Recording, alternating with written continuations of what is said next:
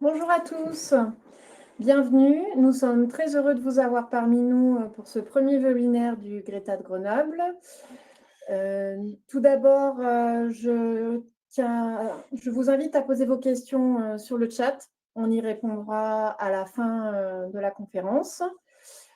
Aujourd'hui, nous allons échanger sur une problématique sensible et stratégique au sein des entreprises, à savoir la transmission des compétences. Et tenter de répondre à la question suivante: comment réussir à transmettre efficacement ces savoir-faire stratégiques au sein de votre entreprise? À mes côtés, pour répondre à cette question, j'ai l'équipe qui a conçu une solution sur mesure pour les entreprises. Jérôme Doll, responsable du service industrie et conseiller en formation professionnelle, et Olivier Platarotti, responsable du service ingénierie pédagogique et digitale. Bonjour Émilie. Bonjour.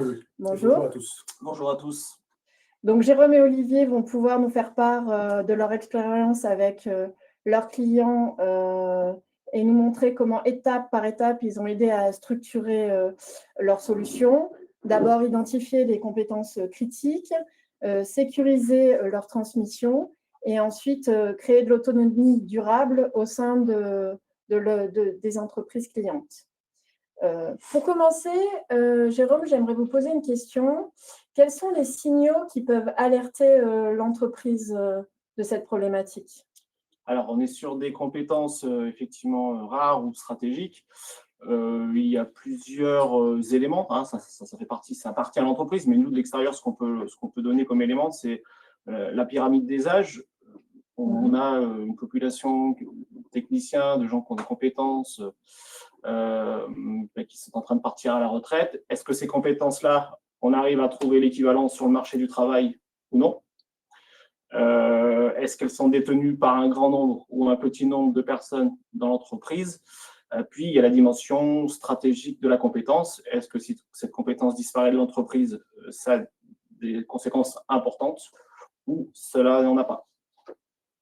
Ce qu'on peut ajouter en complément, c'est que c'est des compétences qui sont liées très spécifiquement à la production de l'entreprise, donc on ne retrouvera pas dans le cadre de diplômes et ou de certifications. Et ça, c'est un des indicateurs qui permettra de pouvoir nous solliciter pour créer cette ingénierie de conseils, de formation et pédagogique qu'on va développer durant ce webinaire. Et puis, on peut aussi préciser que parfois, les entreprises ont des équipements très spéciaux qui n'ont été conçus que pour eux, et la compétence peut être d'autant plus stratégique à ce moment-là. D'accord. OK. Comment vous arrivez à distinguer ces compétences critiques des autres tâches de l'entreprise? Alors nous, encore une fois, on intervient dans un second temps, une fois que l'entreprise a identifié ces compétences-là. Mais disons que si l'entreprise se rend compte qu'une des personnes se retrouve en arrêt maladie, tout simplement, et que ça perturbe la production de l'entreprise, ça c'est un signe très clair de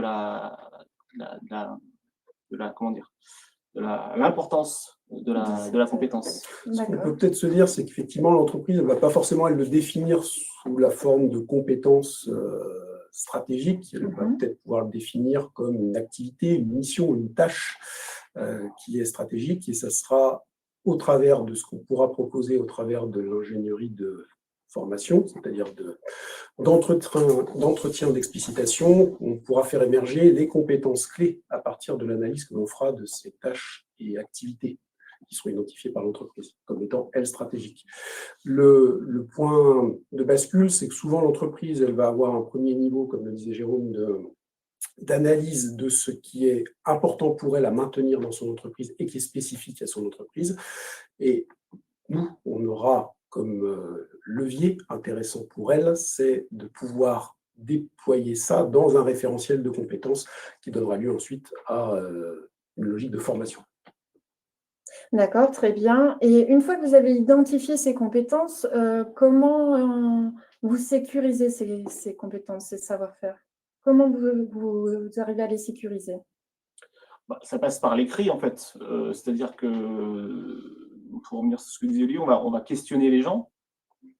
on va les mettre en situation, on va leur demander de nous expliquer quelles compétences, enfin quel outil, quel équipement, quel consommable.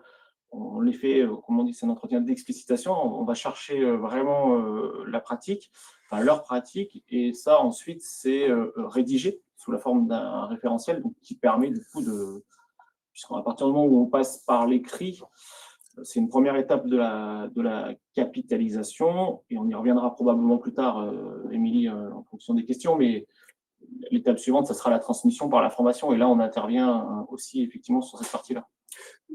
En complément, ce qu'on peut dire, c'est que, donc, certes, le terme technique, c'est entretien d'explicitation lorsqu'on va faire de l'ingénierie de formation afin de construire ce référentiel de compétences, les éléments à cibler qui donneront lieu à la formation postérieure, mais ce n'est pas forcément que par l'entretien dans sa version verbale. Ça peut être photographié, ça peut être filmé, les gestes métiers, de telle manière à faire émerger ensuite l'identification de ces différentes compétences.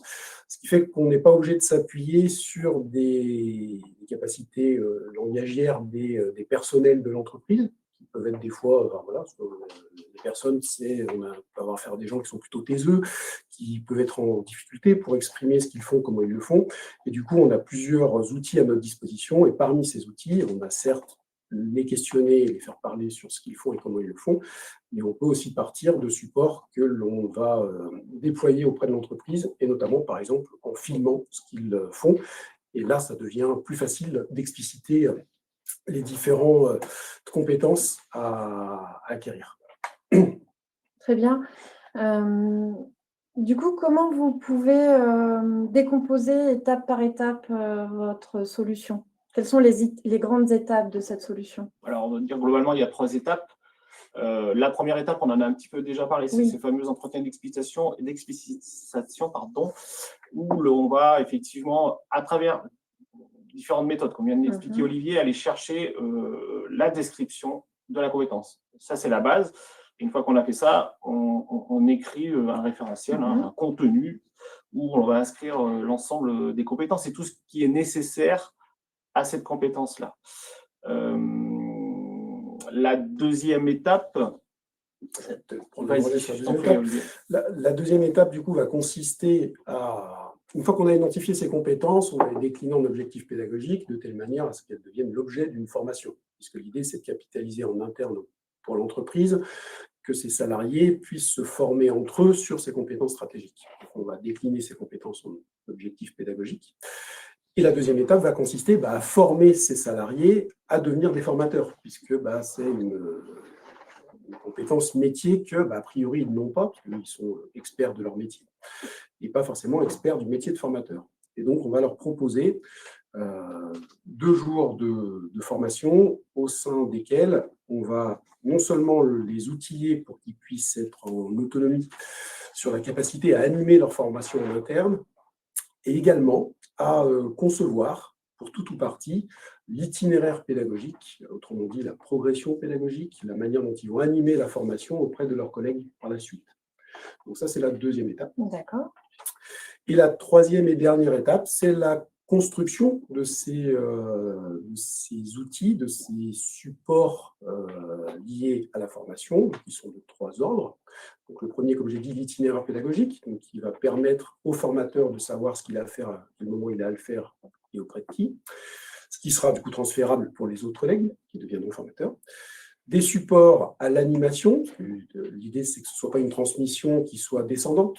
Il faut que ce soit une transmission qui permette d'apprendre, donc de faire produire les collègues qui devront acquérir ces compétences. Et le troisième, qui est les supports pour les salariés, une fois qu'ils ont terminé la formation, qui serviront de fiches pratiques, donc autrement dit de référence sur leur poste de travail. Voilà, donc on a ces 3 grosses étapes que l'on propose, qui sont essentiellement des étapes méthodologiques. Ce ne sont pas des étapes de contenu. Donc notre réponse est une réponse concrète et documentée, et pas des réponses abstraites ou limitées à des contenus. Durant votre accompagnement auprès d'entreprises, notamment à Raymond, par exemple. J'aimerais savoir si vous avez rencontré des difficultés ou des freins sur le terrain avec les personnes qui détiennent ces compétences. Alors, question intéressante, effectivement, au-delà d'Arémon, globalement, en fait, Olivier l'a évoqué tout à l'heure, on est face parfois, c'est pas une généralité, mais à des techniciens qui sont là depuis longtemps dans l'entreprise, qui n'ont pas forcément l'appétence pour transmettre ou qui n'ont pas eu d'échange sur le sujet. Ce qui peut se passer, c'est que voilà, il y a deux langages, hein. Il y a un langage de pur technicien, puis il y a un langage, nous, dans notre environnement de formation. Et la difficulté, parfois, c'est que ces deux environnements communiquent. Alors ça, nous, ce qu'on a fait, et c'est ce qu'on a vécu, hein. Des fois, on a senti un peu des tiraillements, des tensions, pas des tensions, mais des incompréhensions. L'idée, c'est de se dire, allez, on parlait d'entretien d'explicitation tout à l'heure, allons-y, montrez-nous, expliquez-nous. Et nous, on pose des questions toutes simples. Et en fait, la personne, à partir du moment où on l'a fait parler de son entreprise, de son métier, de sa façon de faire, elle est dans son domaine. Elle nous décrit ce qu'elle fait. Et pour elle, décrire ce qu'elle fait, c'est ce qu'il y a de plus simple. Et nous, à partir de là, ensuite, d'une part, ça donne confiance, parce que la personne en face, elle se dit, tiens, on me pose des questions auxquelles je peux répondre, c'est facile. Puis en plus, ça s'enchaîne, voilà, ça paraît cohérent. Et puis à partir de là, la résistance qu'on pouvait avoir au départ, puisque c'était la question, on arrive à faire en sorte qu'elle n'existe plus et créer ce lien de confiance qui permet ensuite, sur les différentes étapes décrites par Olivier, de construire ça plutôt sereinement. Et c'est quelque chose qu'on a vécu, notamment au démarrage, de se dire, tiens, il y a deux mondes, comment ces deux mondes vont communiquer? Ça, c'est à nous de se mettre au niveau, de poser les bonnes questions, et on essaye de le faire en allant sur le terrain et en mettant les gens dans la situation dans laquelle ils sont le plus en confiance, c'est-à-dire d'expliquer leur métier, leurs compétences.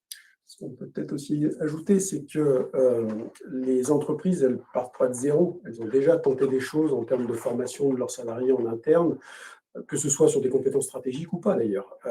Et que souvent, ce qui est remonté par les entreprises que l'on rencontre, c'est qu'elles ont une vision de la formation qui est une vision un peu tutorale, je vais dire une formation un peu à la papa, c'est-à-dire où on va former les gens sans forcément une expertise métier du métier de formateur. Et ce qui remonte de nos échanges avec les entreprises, c'est finalement l'importance qu'elles accordent au métier de formateur et aux compétences clés du métier de formateur. Il ne s'agit pas d'en faire des formateurs capables de cocher l'ensemble des cases des missions de formateur, mais d'en cocher les fondamentaux, c'est-à-dire la partie animation, la partie conception, la partie évaluation.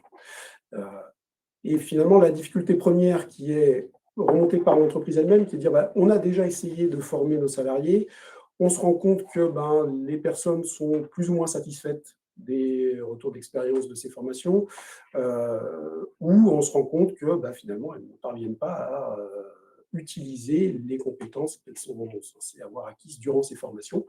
Du coup, les outiller au métier de formateur, dans l'étape 2, permet cela en l'occurrence. Très bien. Donc, actuellement, vous accompagnez l'entreprise Arémon. Vous êtes à peu près à mi-étape de cet accompagnement. Est-ce que vous pouvez faire un premier retour d'expérience de ce qui a déjà été construit avec cette entreprise? Oui, alors on est un petit peu plus qu'à moitié, puisque par rapport aux 3 étapes décrites, on a passé les 2 premières étapes. Le référentiel a été construit. Les formateurs ont été formés. Je pense qu'Olivier fera un retour là-dessus, puisque c'est le service ingénierie pédagogique qui a fait cette formation. Et nous sommes en train avec eux, en tout cas, on les accompagne sur la construction des différents documents évoqués par Olivier tout à l'heure. Et ce qui est intéressant, effectivement, et on en a parlé dans la question précédente, c'était la capacité à communiquer entre ces deux mondes, qui n'a pas été simple au départ et qui s'est mis en place. Et aujourd'hui, il y a une relation de confiance qui est installée et ça fonctionne très bien. Alors, ce qu'on peut peut-être dire, si on prend l'expérience d'Arémon, mais qui est valable pour d'autres entreprises, c'est que ce qui a fait que Arémon nous a fait confiance et et les autres nous font confiance, c'est que ce qu'on leur propose comme solution, c'est quelque chose qu'on s'applique à nous-mêmes au sein de Greta de Grenoble. Je m'explique. Quand on recrute un formateur sur un métier au sein de Greta, on le recrute d'abord et avant tout sur la qualité de son expertise métier. Ça arrive, mais il est très rare quand même que ces formateurs aient des compétences techniques du métier de formateur. Et c'est du coup charge au Greta de Grenoble de former ces formateurs au métier de formateur, en même temps qu'ils ont leurs compétences techniques. Et du coup, leur montrer la plus-value du travail que l'on a fait au sein du Greta de Grenoble, la satisfaction, parce qu'on a recueilli un certain nombre de témoignages de la part de nos propres formateurs, ainsi qu'on a recueilli également des témoignages de la part des stagiaires. Le fait de leur montrer ces témoignages, le fait de leur montrer les différents livrables que l'on a pu constituer avec ces équipes pédagogiques, a fait que pour eux, c'est devenu une évidence de travailler avec nous, dans le sens où ce qu'on leur vendait n'était pas quelque chose qu'on ne s'appliquait pas nous-mêmes, c'est quelque chose qu'on s'applique à soi-même. Et donc, a priori, c'est quelque chose qui est positif. Et on a su montrer que c'était positif.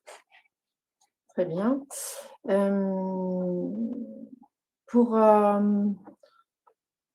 Quels seraient les conseils que vous pourriez donner à une entreprise? S'il y a en 3 mots les conseils pour réussir cette transmission.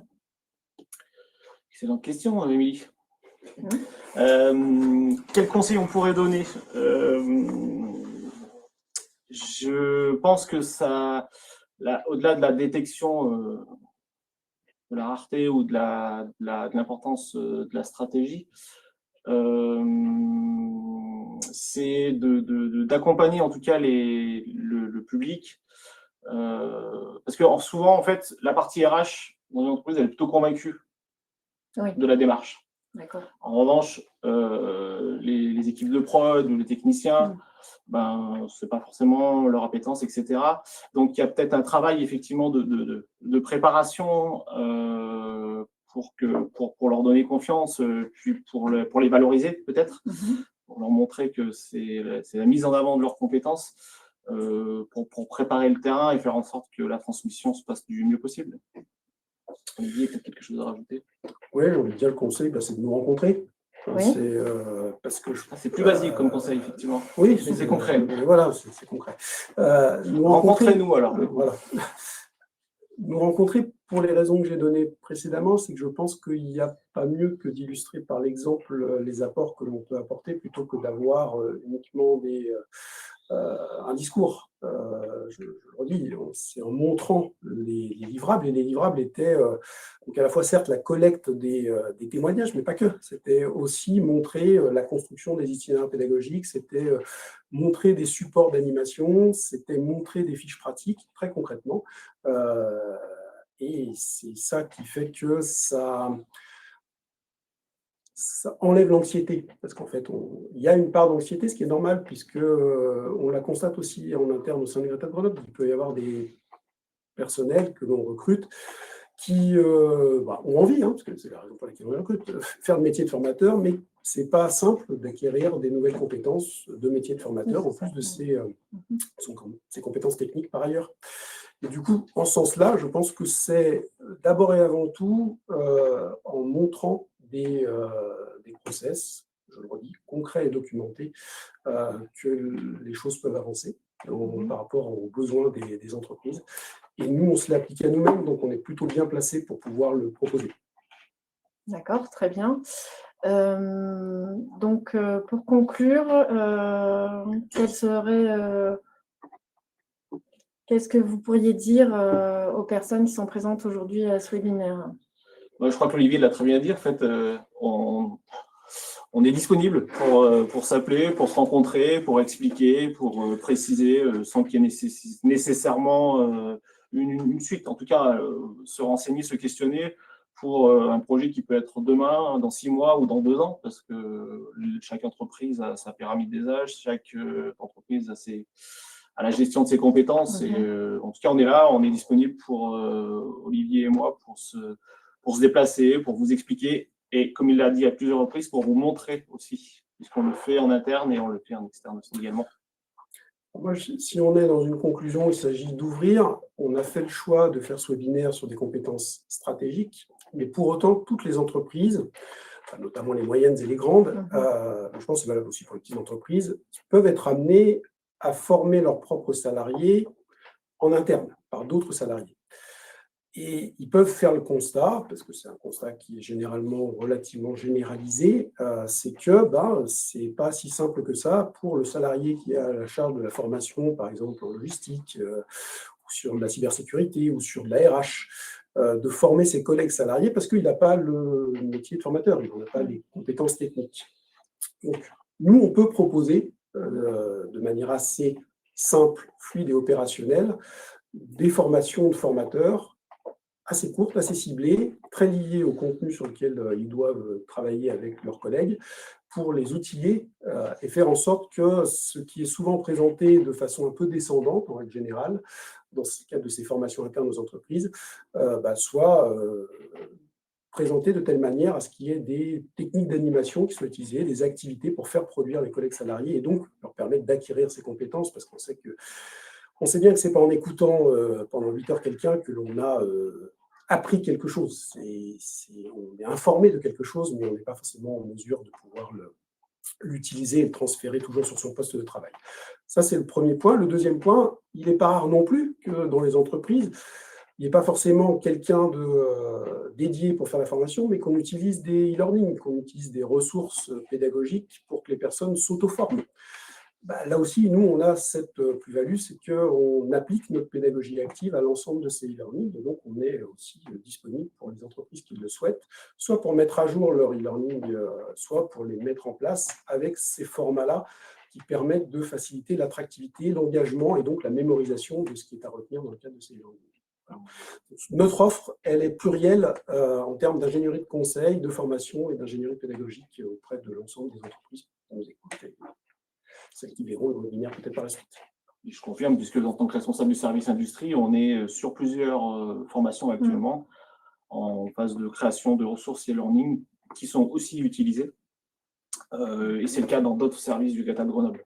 Donc, ce qu'on propose, on le pratique. Ok. Donc, ce que je retiens, c'est que transmettre, en l'occurrence former, ça s'apprend. C'est un métier. C'est un métier. Vous êtes là pour les accompagner.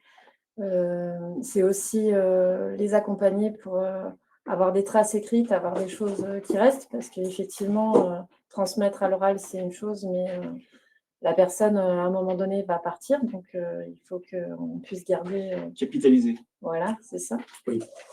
Et la dernière étape, il me semble que c'est l'autonomie. Ensuite, c'est l'étape… après l'accompagnement, c'est ça? C'est permettre à l'entreprise, finalement, au travers de tout l'apport méthodologique que l'on aura apporté avec les livrables associés, c'est de pouvoir ensuite elle-même être autonome, c'est-à-dire de ne pas être dépendante de nous. Après, si elle souhaite qu'on puisse faire des formations de recyclage ou faire des mises à jour de documents libres à elle. C'est des nouveaux projets, ça. C'est des nouveaux projets, mais en tout cas, sur cette partie-là, projet d'ingénierie de conseil de formation pédagogique, c'est toute une solution qui est en fonction des besoins de chacun, donc, voilà, pour tout ou partie, donc, et qui a pour perspective finale, effectivement, que l'entreprise soit pleinement autonome par la suite, donc ne soit pas dépendante de nous. Très bien. Donc, on répondra, effectivement, on a une question sur la formation des formateurs, on reviendra vers vous. Très bien. Donc voilà, donc, par rapport aux questions qui ont été posées sur le chat, donc il y a une première question donc, sur la formation de formateurs. Donc là, Jérôme se rapprochera de vous, vous contactera. Est-ce qu'il y a d'autres questions que vous souhaitiez poser avant qu'on termine cette conférence? Il y a quelqu'un qui est en train d'écrire. On va attendre. Alors, c'était pas une question. C'était un intérêt pour la webconférence. C'était très intéressant. Merci. Merci de votre retour positif. Merci de votre présence. Est-ce qu'il y a d'autres questions? On va attendre quelques minutes. Est-ce que tu veux répondre, Olivier? Votre méthodologie permet de réduire le temps de formation. Alors, j'ai besoin de savoir le temps de formation dans quel contexte. c'est-à-dire de formation d'interne à votre entreprise, de ce que vous faites déjà initialement?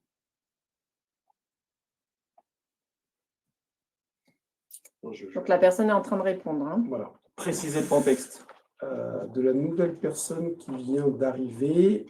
Alors oui, parce que justement, elle fonctionne dans une logique où on a très bien ciblé les objectifs pédagogiques et surtout, on a fait en sorte que la formation en elle-même ne soit pas une formation telle qu'on la connaît tous, malheureusement un peu dans le cadre de la formation initiale, lorsqu'on était au collège et au lycée, voire à l'université, c'est-à-dire qu'on a une approche plutôt descendante. Et l'idée, c'est de surtout pas, dans le cadre de la formation continue et professionnelle, d'avoir cette même approche, puisque on sait que au collège, au lycée ou à l'université, finalement, le moment où on apprend, c'est le soir chez soi ou le week-end, lorsqu'on refait des exercices ou lorsqu'on bûche sur des ressources.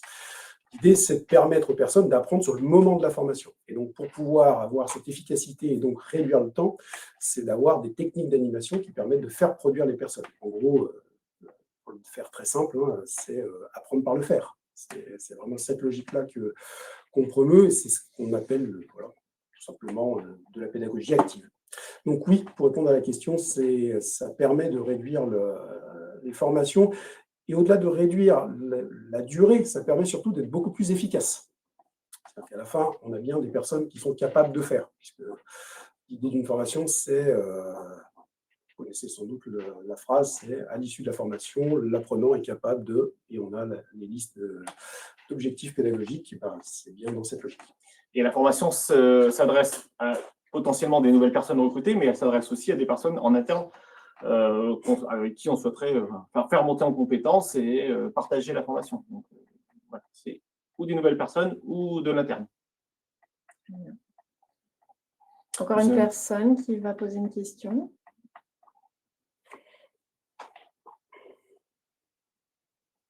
Patiente quelques minutes. Ah, il y a un peu de suspense. Ouais. Pas de souci. Combien de temps faut-il envisager avant un départ en retraite? C'est-à-dire le temps de mettre en place le process? Oui, c'est ça. Alors, si on prend les entreprises dans lesquelles on a eu lieu, on était sur quelques mois avant, idéalement entre 6 mois et 1 an. Pourquoi? Parce que, alors nous, on va être très réactifs, ce n'est pas le problème, c'est-à-dire que souvent, il y a des enjeux de financement aussi au sein de l'entreprise. Si l'entreprise est également aussi réactive que nous, ça peut être quelques mois, 2-3 mois, on peut avoir fait l'ensemble des éléments, selon ce qui est à produire, notamment sur l'ingénierie de conseil, l'ingénierie de formation et la formation des formateurs. Après, sur la construction des livrables, ça peut prendre plus ou moins de temps selon la durée de la formation. Donc, mais si on veut être, vu que généralement un départ en retraite, il est quand même relativement anticipé, on va dire entre 6 mois et 1 an avant, c'est un délai qui est tout à fait raisonnable pour pouvoir mettre en place la solution que l'on propose. Alors, il y a un complément, tu évoquais la notion de budget, mais il y a aussi la notion de productivité, c'est-à-dire que la personne qui travaille avec le service, elle n'est pas en production. Donc, et ça, c'est pas facile de libérer des gens, d'autant plus si on libère la personne qui détient une compétence et dont il est le seul ou presque à détenir dans la formation. Donc, la capacité à libérer là où les personnes peut allonger la durée de la construction et du référentiel et des supports de formation qui suivent derrière. Parce qu'il ne vaut peut-être pas mieux attendre le départ à la retraite, parce que la personne peut partir pour d'autres raisons. Donc, le conseil qu'on avait conseillé à donner, c'est surtout de ne pas attendre. Voilà, c'est ça. Et de le faire au plus vite. Donc, 6 mois, 1 an, très bien.